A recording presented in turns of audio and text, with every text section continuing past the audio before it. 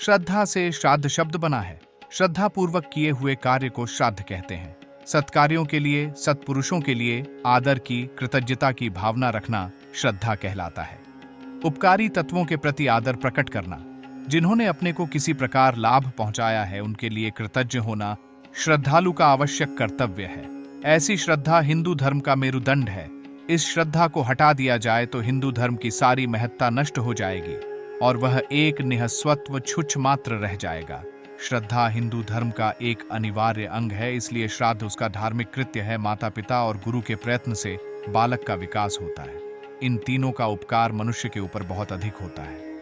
उस उपकार के बदले में बालक को इन तीनों के प्रति अटूट श्रद्धा मन में धारण किए रहने का शास्त्रकारों ने आदेश किया है।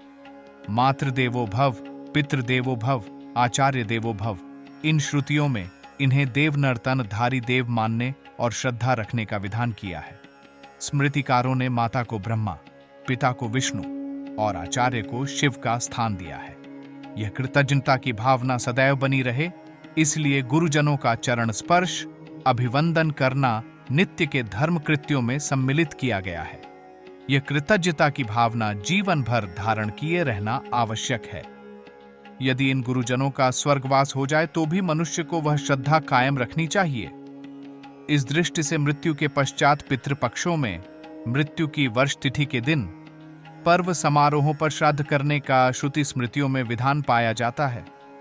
नित्य की संध्या के साथ तर्पण जुड़ा हुआ है। जल की एक अंजलि भरकर हम स्वर्गीय पितृदेवों के चरणों में उसे अर्पित कर देते हैं।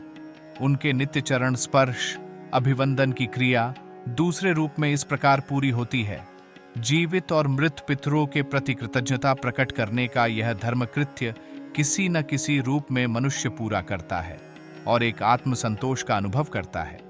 इन्हीं विशेष अवसरों पर श्राद्ध पर्वों में हम अपने पूर्वजों के लिए का उचित समाधान, ब्राह्मणों को अन्न, वस्त्र, पात्र आदि का दान करते हैं और ये आशा करते हैं कि यह वस्तुएं हमारे पितृदेवों को प्राप्त होंगी।